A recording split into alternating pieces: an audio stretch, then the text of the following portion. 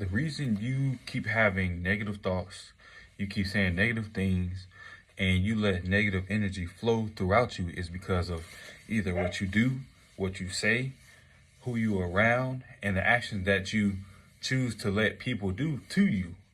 Now, when I say that, I mean, I'm talking about cussing, smoking, drinking, stealing, shooting, killing. All that adds up to be negative, and that is negative energy that's going into your spirit man, and now your spirit man is all jacked up, and now you jacked up. So somebody asks you a question, you're gonna cuss them out because you're aggravating, you're irritated at yourself. When you let God go into your life and you let Him flow through your spirit man, your mind, and He gives you that peace that you need, you don't have to worry about being negative. You don't have to worry about being irritated. Now, when you give your actions to God, He might change some things up in your life, and you may be uncomfortable with it, but that's how life works. You're gonna have to be uncomfortable with being uncomfortable. And when I say that, you're not supposed to like everything that you do. I probably said that wrong. I mean, you have to be comfortable with being uncomfortable. Now, when you do something that you don't like, but it's helping your life, what are you going to do? Are you going to not do it and continue to do something that's going to mess your life up? Or are you just going to take that pain that's temporary and let it flow through your life, and you're going to go to heaven?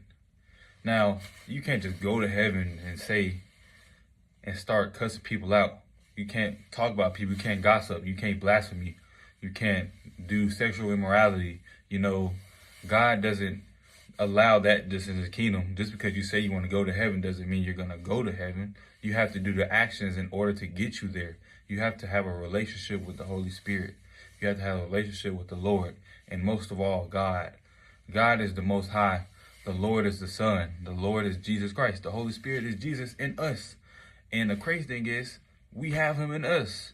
Now, when I say, you can flow with God, I don't mean physically, I mean spiritually.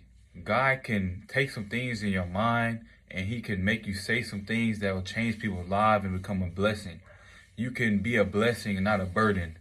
You can be a help to the community and not a harm.